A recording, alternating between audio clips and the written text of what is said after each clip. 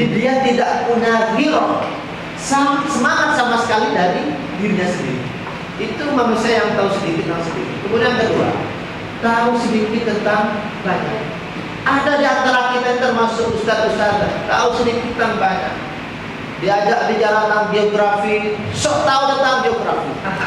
Diajak bicara tentang matematika, sok tahu tentang matematika.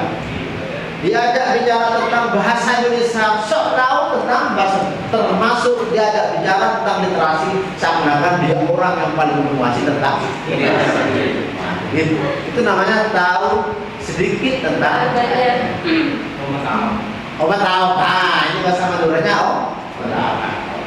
oleh sebab itu, yang ketiga saya sampaikan di sini adalah ada guru, ustaz, muallim, murabbi dan sebagainya itu dengan segala istilahnya.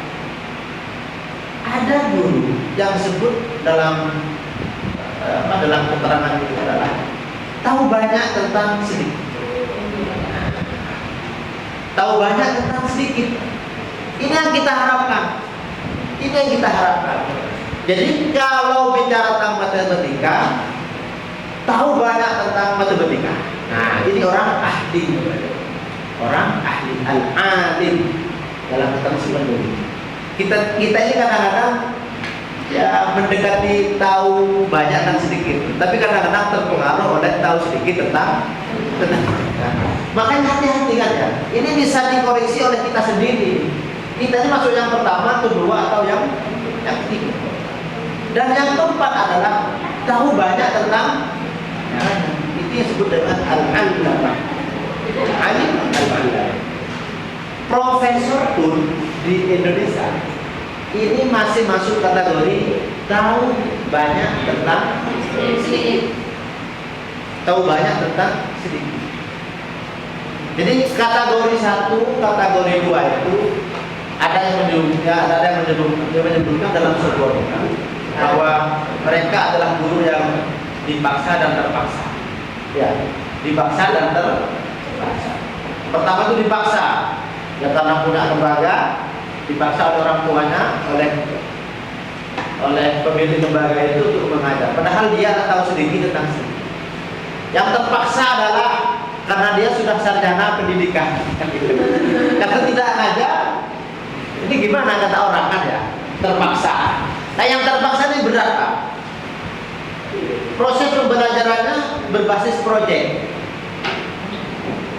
Nanti bisa dilihat di guru sini Ustaz Waka. Yang kedua ini, yang tahu sedikit tentang banyak dan terpaksa, di buku lain disebut guru terpaksa.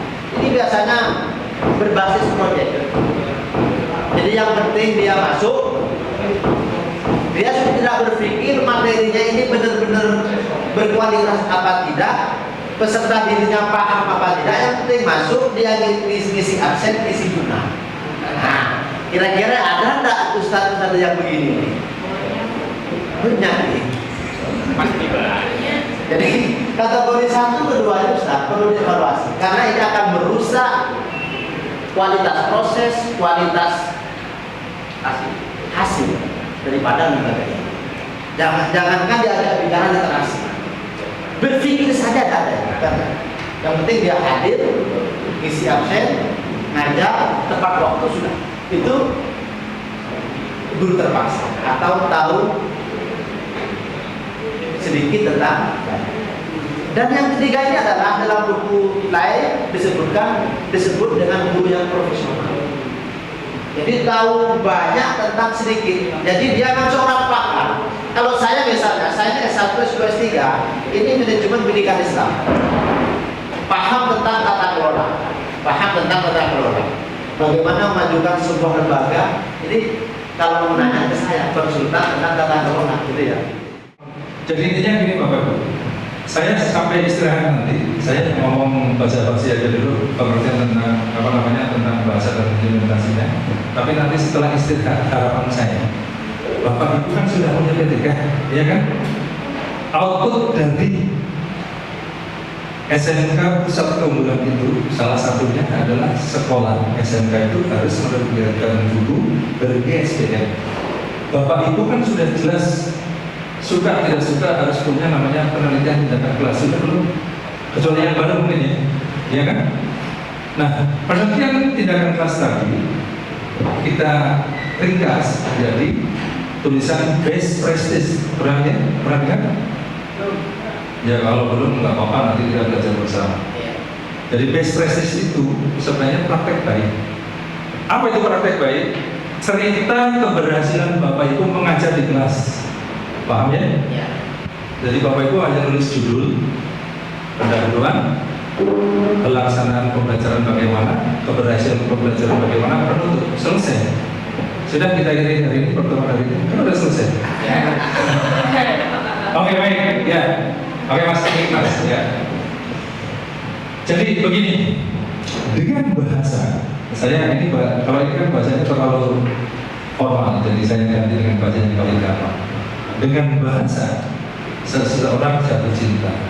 Dengan bahasa, seseorang masuk penjara. Dengan bahasa, seseorang dapat jabatan.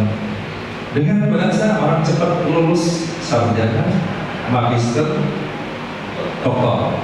Dengan bahasa, ya, hanya orang yang mahir berbahasa lah yang bisa menguasai dunia. Jadi orang, ya, hanya yang menguasai bahasa yang biasa menguasai dunia. Itu jelas, jelas. Saya kalau bukan dengan bahasa tidak mungkin bisa berdiri di sini. Boleh percaya, boleh tidak. Saya itu S2 secara itu, secara bukti konkret nyata sah itu hanya S2.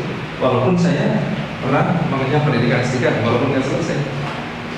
Jawa Timur, di Jawa Timur, gudangnya profesor doktor bahasa Inggris, bahasa Indonesia, bahasa apapun, gudangnya di Jawa Timur. Sulawesi Selatan termasuk gudang. Tapi hari ini, mengapa saya harus menjadi saksi ahli? Besok saya harus dapat undangan surat dari Kejaksaan Tinggi Makassar untuk jadi ahli bahasa. Saya juga biasa jadi ahli bahasa di Bareskrim Mabes Polri. Kenapa yang diundang seorang Yani, bukan yang profesor doktor?